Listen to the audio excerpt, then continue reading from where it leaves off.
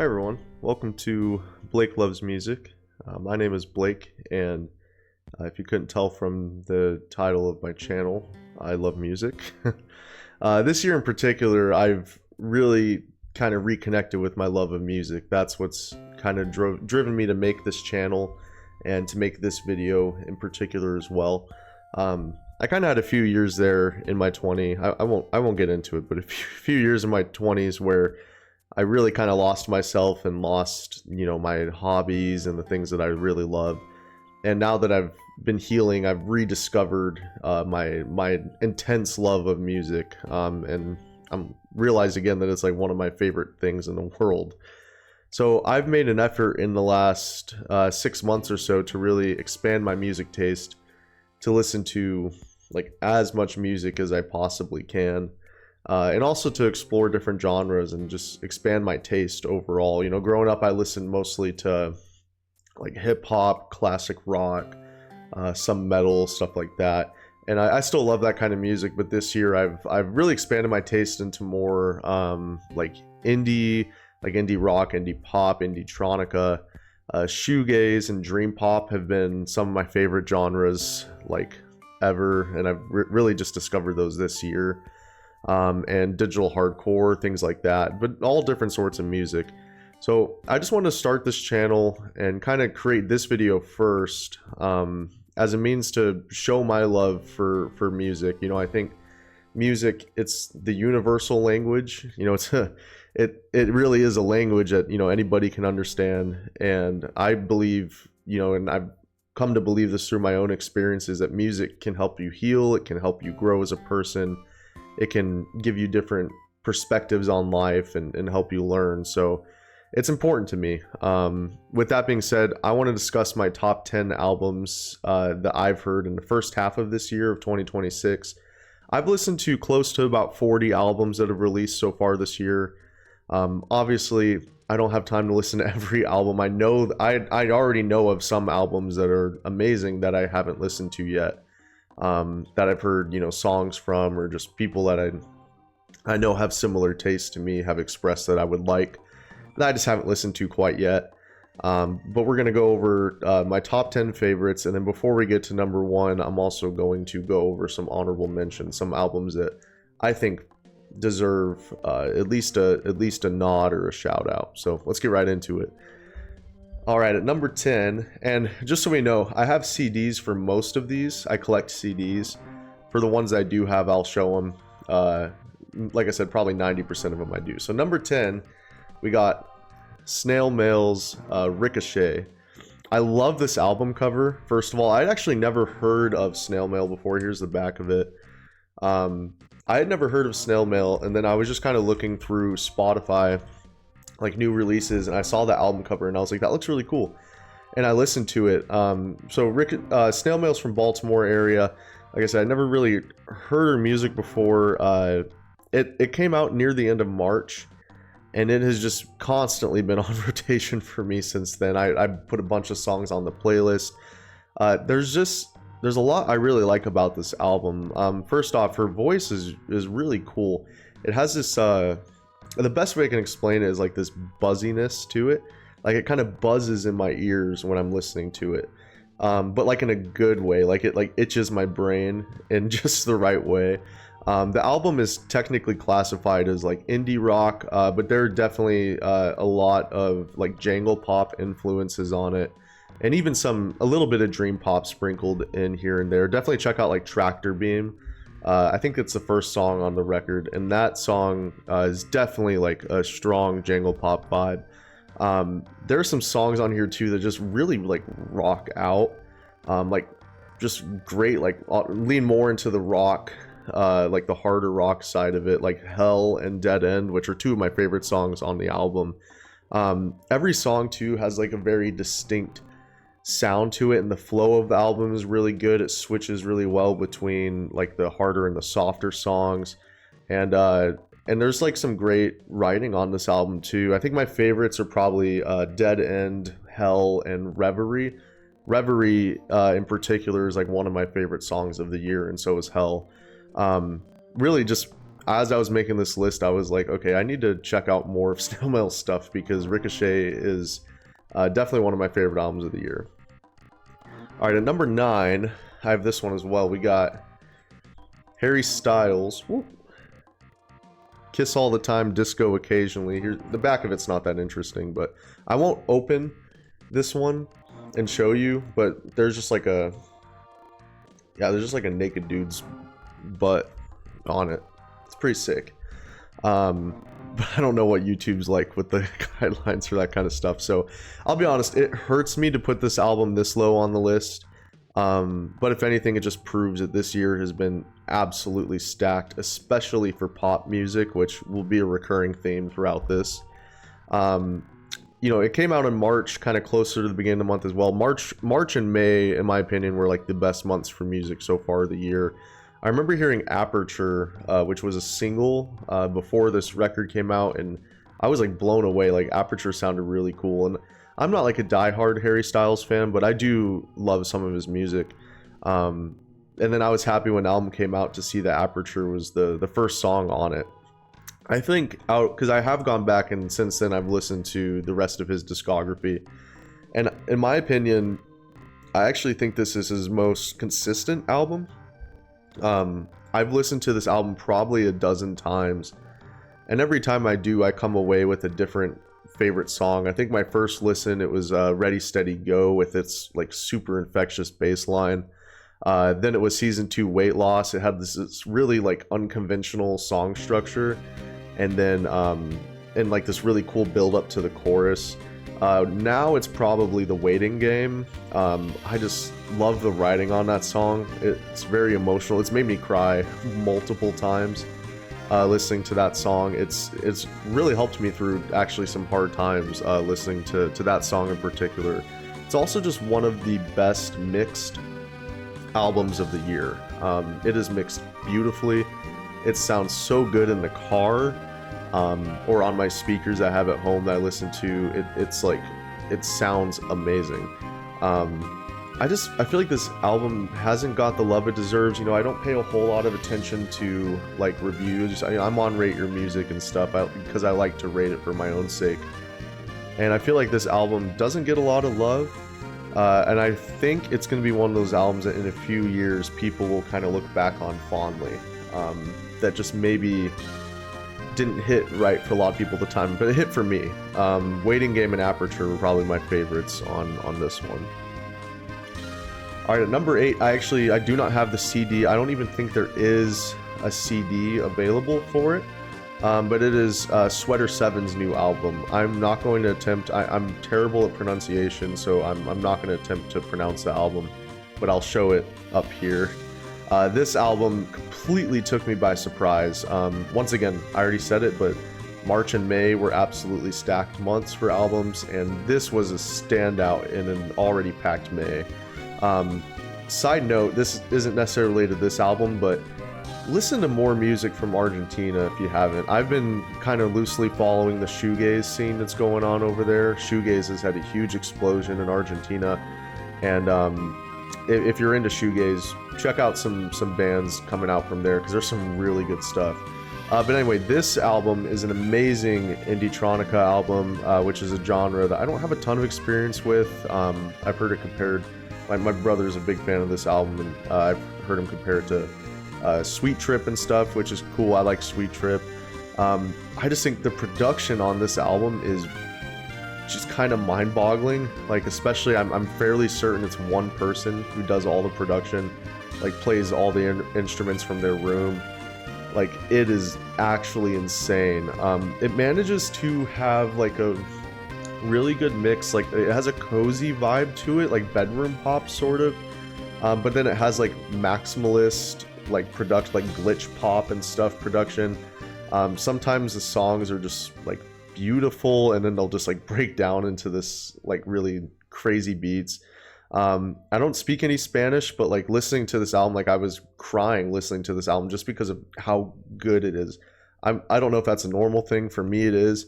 I'll cry to music just because of how quality it is sometimes, and this album is one of those. The album starts with a 6.5 minute long song and ends with a song that's more than 9 minutes long, And even on those two songs, I feel like they could have gone longer. And that's like, I feel like the biggest compliment I can give those songs. Like, I don't really listen to many songs that are 9 minutes or longer, and that song is wonderful. Those two songs would be my favorite on the album, the opening and the closer. But honestly, there's no track on here that I would rate less than like a 9 out of 10. All right, number 7, we got Engin de Poitrine. I think I probably didn't pronounce that right, but Volume 2. The back isn't super interesting on this one either. But just, I mean, look at these guys. Their identity is completely mysterious. Nobody really knows who they actually are. They're from Canada. They're awesome. So I've found them, I think, at the same time a lot of people on the internet did when they did that KEXP performance, and it blew me away. Like, this was a time, and keep in mind too, I'm not super familiar with like math rock and stuff, so I have heard a lot of discourse on the internet that's like, oh well, these guys aren't even that impressive compared to all these other bands. Well, that might be the case, but for me, I'm not familiar. But this was around the time I was really starting to catch my stride with like music theory, learning how songs are made. You know, I've been playing bass for a while now, like almost this whole year, and learning just more about how to play music and stuff. So watching that performance where, you know, he's playing like microtonal guitar and bass, like making loops, but it's muted so you don't hear it, but they're making the loops while the song is playing so that they play like in the future. I think they call it like, I don't know, it's not ghost notes or something similar to that. It's just so cool. And like, there's all this nerdy shit going on with this album, like really nerdy musical shit, but it also sounds really groovy. Like it just has it's fun to listen to, which I think is rare for stuff like this. Yeah, just to make microtonal music sound this good and so effortless is so cool. But I fell in love with this group. I think I prefer Volume 1 a little bit to Volume 2. Sherpa is probably my favorite song from them. But without the release of Volume 2 and that performance I found on YouTube, I probably would have never fallen in love with these aliens. And I just, yeah, like I said, I love the mystery behind their identities. I love their interviews they do where they just make strange noises, and it's awesome. To talk about kind of the songs on the album, that riff in Fabian, is that how you pronounce it? Just that riff never gets old to me. And there's I do think this one of those albums I'll remember for a long time. I don't think I'll go back and listen to it as much as even the other albums I have on this list. Like, I've definitely listened to the Harry Styles and the Snail Mail album a lot more than this. But I love the hell out of this album. I think it's so cool, and I really want to see them live. Please come to Phoenix. I would love to see them. Yeah, just great music. All right, number 6 is another CD I do not have. I really want to get this one, but we'll show it here again. It is Tokyo Shoegazer's Remains. So yeah, this year's, I kind of alluded to at the beginning of this video, but 2026 has been very much a shoegaze and dream pop year for me. I have absolutely fallen in love with those genres. Like, Cocteau Twins is like my favorite band now. You got Slowdive, Drop 19s, Pale Saints, Catherine Wheel. All this stuff I've been absolutely, like 90% of what I listen to is that older stuff. So maybe I'll make a video talking about kind of some of those older bands I've explored too. But anyway, Tokyo Shoegazer, there's been a lot of good shoegaze albums this year. This one takes the cake for me by far. Wisteria, the second song on the record, is like top 3 songs of the year for me. It's just awesome. And then once you get to that 3.5 minute mark and it kicks it, like that drop is just, that like shook me to my fucking core the first time I heard that song. And every time I listen to that song, it hits me the exact same way. I love like the heavy moments on this album, like the drummer. This is some of the best drumming I've heard all year on this. Might be the best drumming actually all year, besides one we'll talk about a little bit later.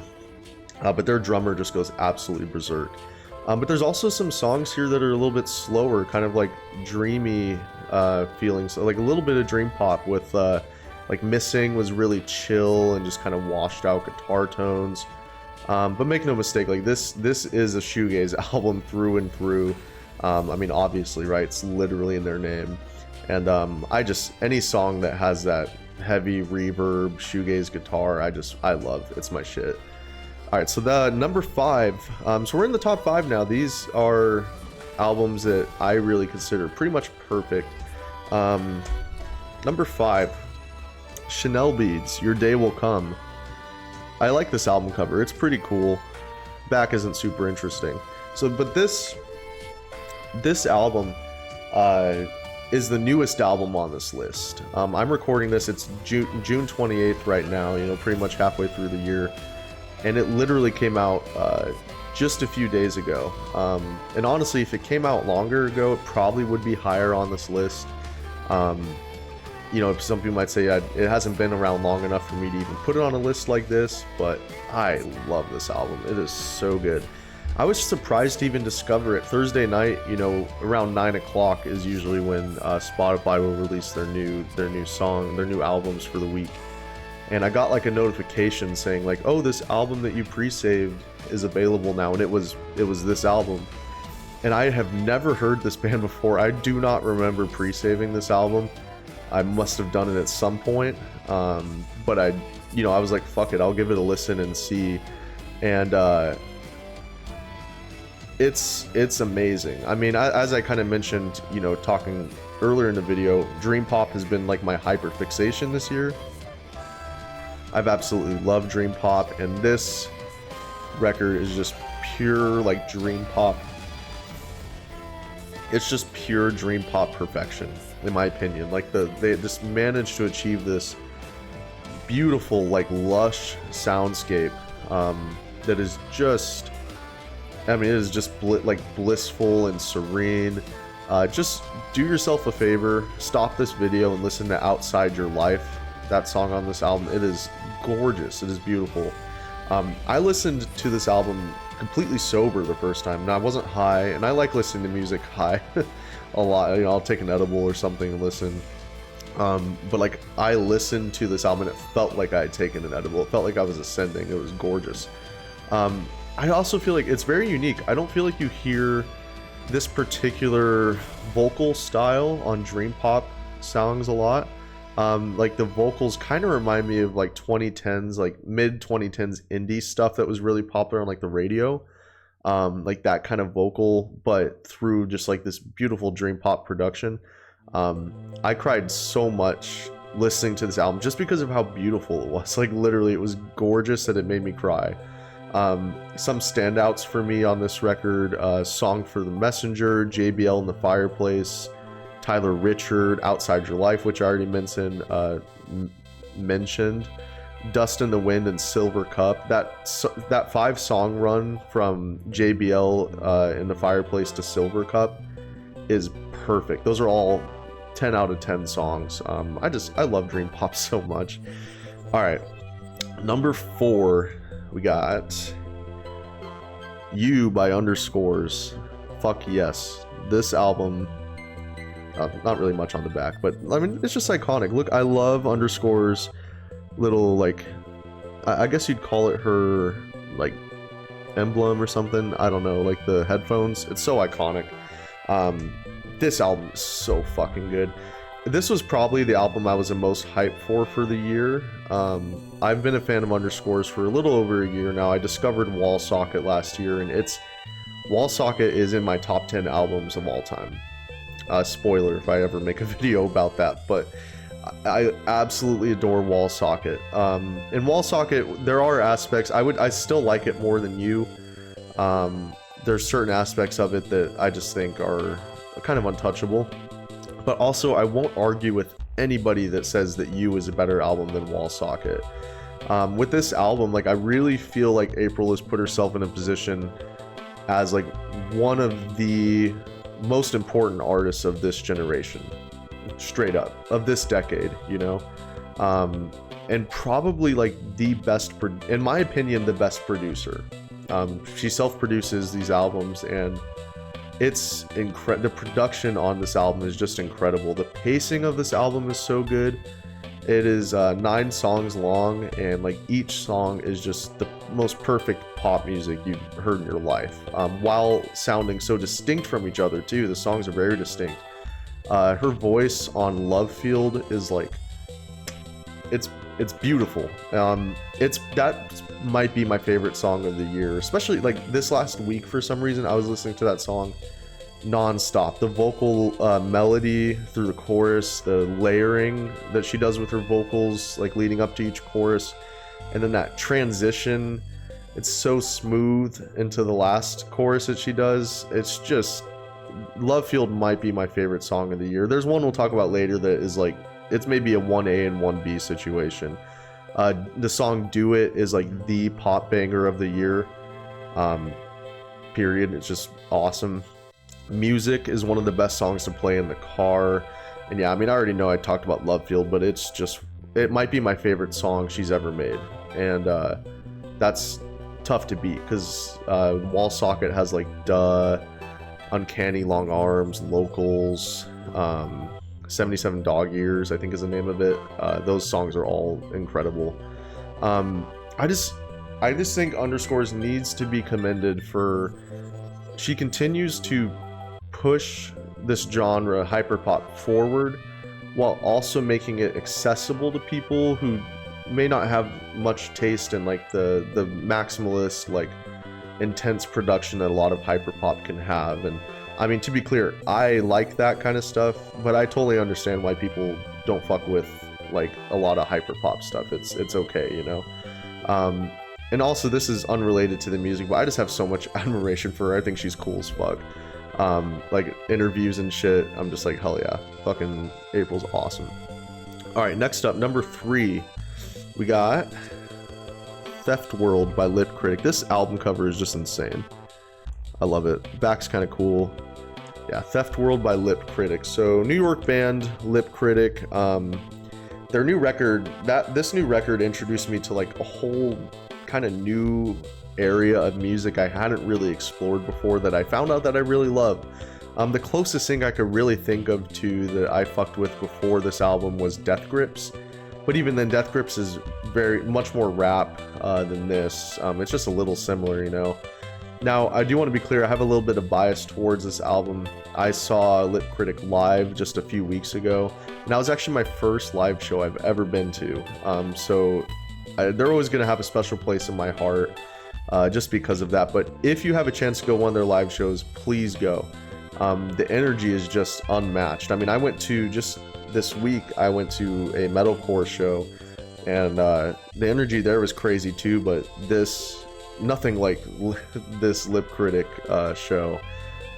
They play with 2 drummers live, which is pretty insane.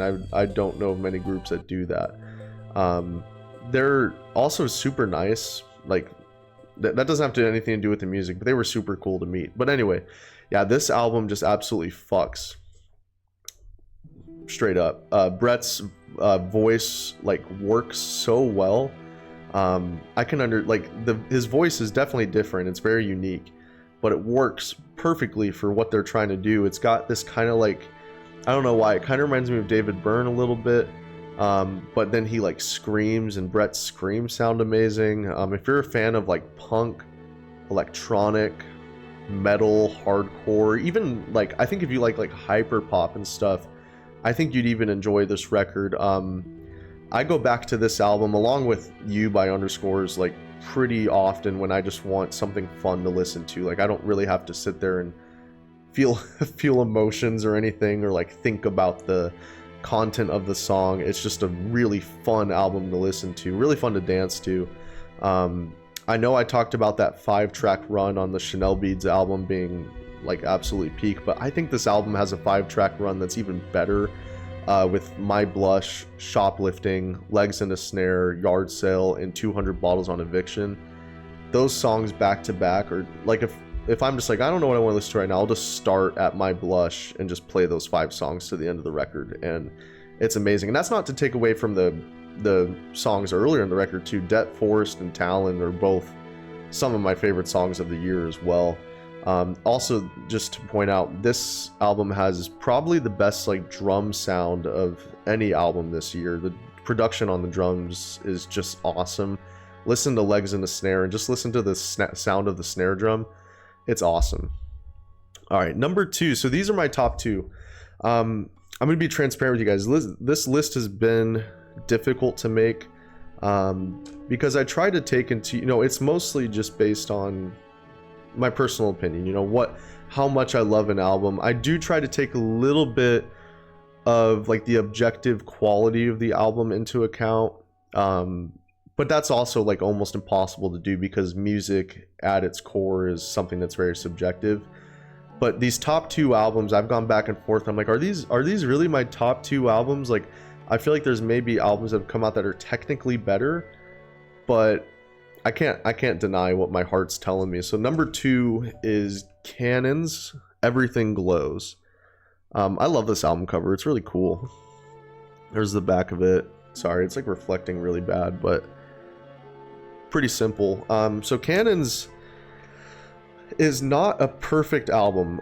It's not a perfect, so it's synth pop is kind of the genre, and it's not a perfect synth pop album, but like, damn it, I love this album so much. Like I said, this year's been absolutely stacked for pop music, and there's probably some pop albums out there that are technically better. I would even say like You by Underscores is probably a better album, but this album is just what I love in music. Everything about it. It's very smooth. It's just a great album to listen to for pretty much any vibe. Like if you're like, it's a great late night driving album. You could smoke to this album and have a great time, dancing, working. It just fits perfectly to any situation. One thing that really stands out to me on this album is just the great bass lines.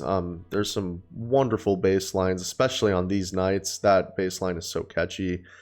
There's no song on this album that is overly produced or overly complicated. It's just there's a certain restraint to the album. It's like they purposely were trying to make everything just smooth and like easy listening, sort of. That's just really satisfying and nice to listen to. The melodies on these albums are so good. Good Luck Charm, Carousel, the ooh, like that repeating part in Carousel is so catchy. The bass line on Carousel is so good. Light as a Feather, another one of my favorite songs of the year. Take Me to Tokyo is really nice. I honestly think this is one of those albums that I'll probably be listening to the rest of my life. It's just so fun, and like sometimes you just need like just a fun, danceable, solid pop album, and I love it. I mean, I've been listening to it a lot this year. It came out earlier in the year, and it's amazing. Alright, so before we get into my favorite album of the year, I do want to go over actually a lot of honorable mentions, to be honest. I'm not going to spend as much time on each of these, but these are just albums I feel like I would be amiss not to bring up. They didn't quite make my top 10, but these are all albums that I really like. And honestly, some of these albums are like 5 out of 5 albums to me. They just, they don't quite stack up to some of these others. So, first honorable mention, I do not have this CD. I don't know if there is one even made for it. So we'll show it here again. But it's Ali Evanson's Speed Kills. That is an awesome indie rock / pop album. There's even some kind of light hyperpop elements throughout the album. This was probably the album that was the closest to making my list. Like if I did like a top 11, which would be weird, then this would have been probably number 11. Blame It On You and Cutting Room Floor in particular are some of my favorite pop songs of the year. Next up, we do actually have the CD for this one. It is Madison Beer's Locket. There's the back of it. Ooh. Yeah, Madison Beer's Locket. I don't listen, like, okay, so I haven't heard anybody talk about this album. I don't listen to the radio, so maybe it is maybe the singles are pretty popular on the radio, I'm not too sure. But I never hear anybody talk about this album, and I really don't know why, because the production is amazing. Madison's vocals are excellent. Some of the songs on the record don't stand out quite as much, or a little more forgettable, but her last song, Nothing at All, has some really cool writing. I like that song. It's kind of unique. And Bad Enough is easily one of my top 10 songs of the year. That song is wonderful. All right. Next honorable mention, we got Jessie Ware's Super Bloom. I love this album cover. It's so cool. Yeah, this album, I mean, this year is just so stacked for pop music. This album is special because it incorporates a lot of soul elements too, and I think Jessie has made better albums, but I don't know, this album is just really, really good. The production and the instrumentation is wonderful. It's so nice to listen to. Super Bloom and Automatic are both 10 out of 10 songs, straight up. And there's some like kind of sadder, softer songs on the record that are great too. All right, next honorable mention. I do not have a CD for this because it does not exist. We'll show it here again. Fleur de Peau, Peau. It's one of those two. I took French in high school, and I failed it, or almost failed 1 year. So don't judge me. Parachute. This album deserves so much more love. It has they have like 5,000 monthly listeners on Spotify. I just randomly found it. They're not even on Rate Your Music, I don't think. It's technically classified as like alt pop or synth pop, but listening to it, maybe alt pop, but like it incorporates so many different styles. It's a very unique album. I don't even really know how to explain this album to you, but if you've been watching the video so far and you like a lot of the albums I've been talking about, give this one a shot. I think you'll like it. The title track in particular, Parachute, is a standout. It's a great song. All right, another album I don't have a CD for. If one exists, I need to get it. Sparkle Mommy's In This Body. This album is fucking awesome. It's a like jazz fusion and pop soul, like a mix of those. It's incredibly unique. It's one of those albums I don't go back and listen to often, and there's no like standout tracks to me, but it's one of those albums you listen to from top to bottom, and it's just really awesome. Particularly the instrumentation on this album is top notch. There's really not much better I've heard this year. They were cooking. Everybody was cooking on this album. Like it's incredible. Next honorable mention we got is Olivia Rodrigo. You Seem Pretty Sad for a Girl So in Love. Honestly, it was hard to leave this album out of my top 10. I really, really like it. I think it's one of those albums, though, I will grow to love more over time. I do think it's her best album yet. The Cure and Expectations are both amazing songs. Expectations in particular, oh my god, that song is so good. And I love her writing, and the theme of the album is really great. It's a great concept album. Just didn't quite make the top 10 for me. All right, next up we got Vince Staples' Crybaby. I love this album cover. It is so iconic. Great record. I've been a fan of Vince's for a long time, and I think this is some of his best songwriting, and just the lyrical content of this album is great. It's important messages. I've always loved his delivery. He's just very matter of fact and blunt, which I love. It's awesome. The only thing that kind of kept this from being any higher on this list is just I felt the instrumentation was just left a little bit to be desired at some points for me personally. That's just what's kind of made me go back, keep me from going back to it more over time. Next up, Boards of Canada, Inferno. Yeah, this album is really cool. It's really unique. I don't listen to much of this genre. I just don't find myself in the mood to listen to this album that much. That's probably not why I can't rank it really. But when I am in the mood for this album, it scratches an itch that really no other album can scratch, I think. So I'm glad I discovered it and listened to it, because it's a really cool album.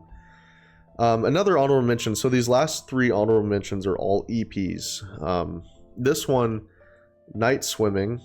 I love this album cover. It's one of my favorite album covers of the year. The back is not too insane, but Melting Sometimes Bleeding is the name of this EP. It's really good. One of my it's a dream pop album, and it's just really solid dream pop music. I love her voice.